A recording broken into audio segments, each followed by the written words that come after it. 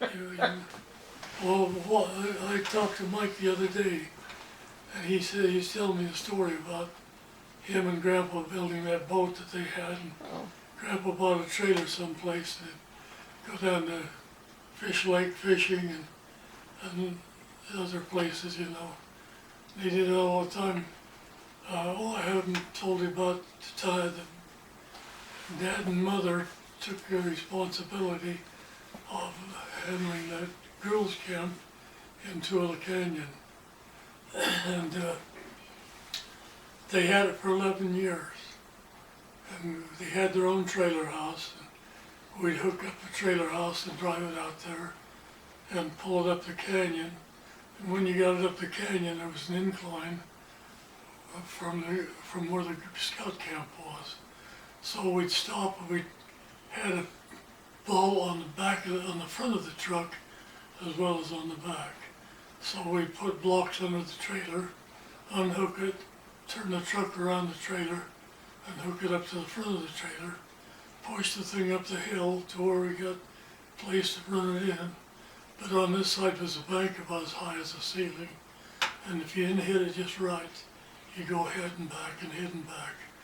But the one time that they had me do it, I pulled up there, and I don't know why, but I cut the wheels and drove it in there, and they had the gas pipe to hook up to the trailer.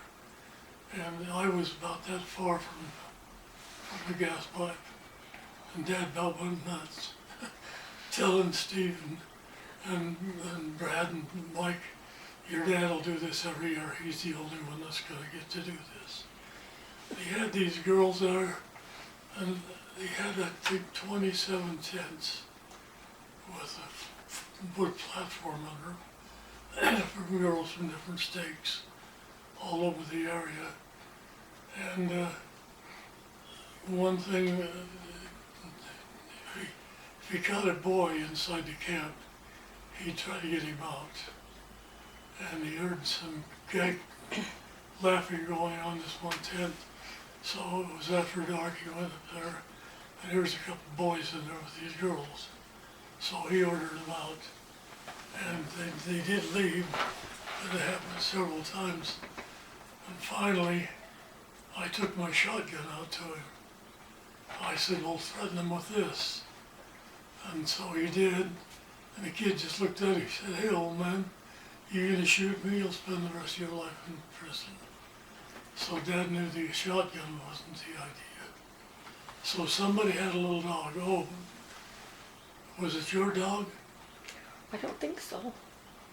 It was Ann and Dave had this dog. We took the dog out there, and he was a Marmaduke. You know what a Marmaduke is? No. In the funny papers, a dog that would come and lick you to death. And that's what he was, but Dad took him to this tent where the boys had come to, and the dog stuck his head in the door and growled. Boy, the kids cleared out. He never had another problem with boys, but every year we'd look in the paper for somebody that wanted their dog tended for the summer while they went. Oh. And so that's, the meanest dog that they had wasn't any bigger than her. Boy, The little but one. what was neat about this is Dad would be down the path fixing something or doing something, and the dog had a collar on. Dad would take his little pad out and write a note and whistle, and Mom would whistle, and the dog would come up to her and she'd read the thing.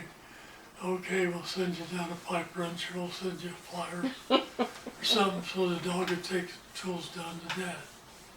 But when we went out, and I'm sure it was the same with you guys, he'd pull that little pad out of his pocket. Oh, it's had his pad. Hey, let's see, son, there's a rick in a rock in the trail down here, and I want you to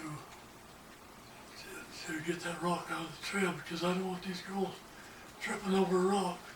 So you start digging on the rock, it'd be about that big, and pretty soon it was that big. And you'd have to dig around it and roll the rock into it and then cover it over. And then the next job, out come the pencil book. There's a dead limb on this tree down here. I don't want these girls seeing dead limbs. They should come here seeing the nicest place. So I had to climb a tree and cut the limb off. Or this tent here isn't right for these girls. I want to move it down there, go move that one up here. And he kept me busy all the time. He was there. Now, was it Paul? Was it Paul that his dad had that blue and white truck with him out there? And he went and he said, I gotta turn it around and do this. Paul said, let me do it, Grandpa. So Paul jumped in the truck, went up and back it in, he hit a cedar post, or a post anyway, put it in and scratched some paint off. So what Dad do, but somebody downtown that had his daughter or something up there and thought real good of it. He said, bring the car down, the truck down, and I'll fix it. So he took the truck down, he fixed it all up and everything, except to paint it. So Dad bought the gallon of white paint and the gallon and some blue paint, and he painted that truck with a paintbrush. Boy, was it ever nice. Another thing, coming down the canyon one day, I got just about to two left, and a deer come charging down through the trees onto the road, and Dad hit the deer. And he thought, well, I better cut his throat and clean it out and take it down to the police or somebody. So he jumped out of the truck. The deer looked up at him and jumped up and ran back up the hill. Well, if you heard that story once, you heard it a million times. So Mike and Brad were in the back seat of the truck. And we're going down their canyon, and I looked up at, I heard a little movement in the back seat, and I looked around, and here's Mike going.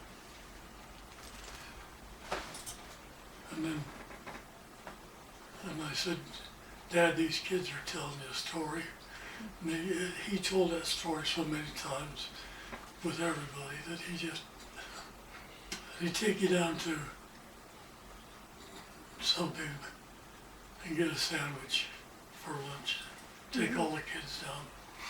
Now, where do we go from there? Something I did miss here. In the book your mother made, it shows Dad with a lady, or a girl, and Dad, probably most of the girls you go with lived in Grantsville. Don't know why, but that was brought it to mind when I saw that girl. And also, there was the water, the pond out going to Twilla. There's that pond out the side of the road. Well, the guys all wanted to go swimming, so they went out there and went swimming in this pond. But Dad never got in, so the guys got off to the side and tried to talk him into getting in the water. So finally he jumped in the shallow spot and got back out. But then they tried to talk him into getting in swimming, but he couldn't swim a stroke. So they'd throw him into the water, and he said the third time he went in the water, he went right down, so they had to rescue him and save his life. And on that corner where Twilla's over here and you go to Grantsville here, and in the middle of this intersection, or off the side, was a place called, where is it?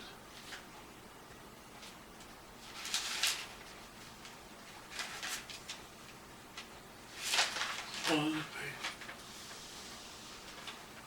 Oh, this is one thing. That place is, I can't think of it now. Anyway, it was a beer joint and dance hall. And the windows were only that far off the ground. I remember going in the dance hall, never on the other side of it. We just walk up and step through the window to go dancing. I guess it wasn't any different with Dad. And so that's where they'd go. Now, he was a craneman. Well, about 19 years old, Dad came back to Utah, went to work for Utah Copper, and I assumed that he lived in Magna. I don't know, but it seems likely because in those days they didn't have a car or a bus to drive you to work. In fact, they had a trail over the hill going down Rickman Trail. that people would walk to work on that trail. Well, Grandma worked in J.C. Penney's. It was a big store in Magna. Probably the biggest store there was. You remember how you go there and cash your checks, and they had a little thing up in the air with a line that went up to a little box up on the second floor.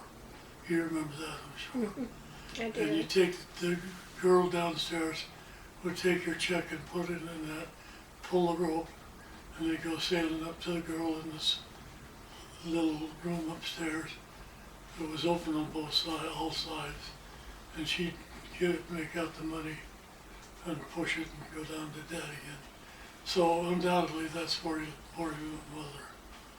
And you'd pay for things the same way. Now they were married in it's in there, didn't write that down, in Farmington, Utah, on October 15th of the year they were married. Is that right?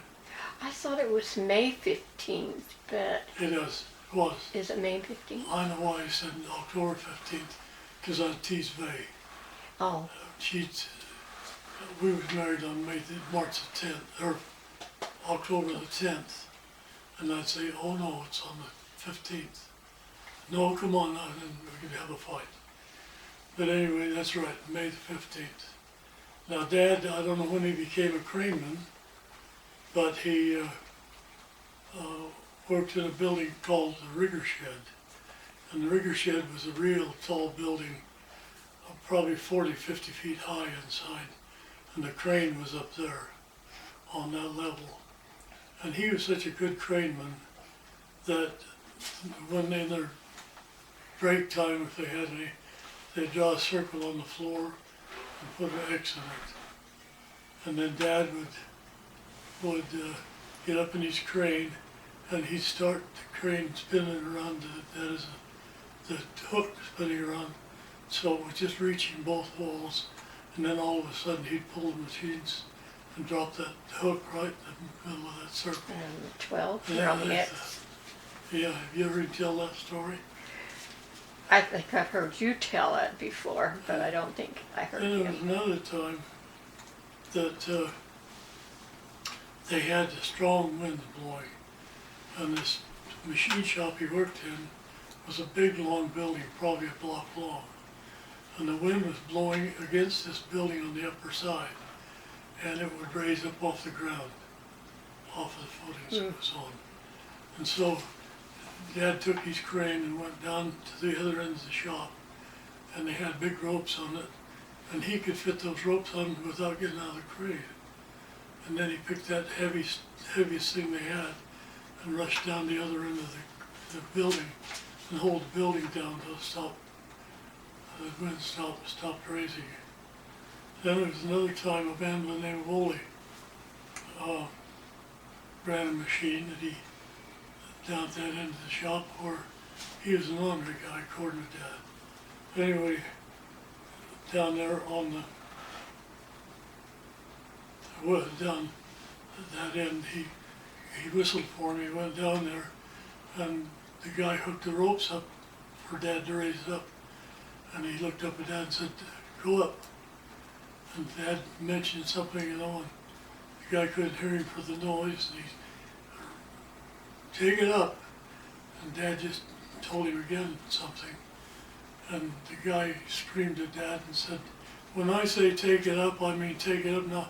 Take this thing up. So Dad raised the thing up, pulled the whole machine out of the floor, where it had been cemented down. The guy hadn't unhooked the thing that he was machining. So that was interesting. Then at age 56 or thereabouts, I'm not sure, then it seemed like about then to me, there was an apprenticeship come up for bid, and Dad bid on this apprenticeship, and they turned him down. He had the seniority, but they turned him down on this. So he went down to talk to the foreman. I should remember his name, but I can't. He talked to the foreman, and the foreman told him, George, you've been sitting up in that crane for 30 years now, and you've never made an effort to come down here on the floor and learn anything about these machines. So I'm giving the apprenticeship to somebody else. So Dad immediately bid out of the crane down on the floor where he could learn the things going down there. And it's interesting that a year later, he put in for apprenticeship and they gave him the apprenticeship. But this made one of the other helpers, Eddie Nielsen, made him real upset because he thought that he should get it since Dad hadn't gotten the one before. But they had talking, and Dad came home and told us the story about Andy. And Andy was one of the greatest guys that anybody ever met. Right. And they became friends. They never had a problem.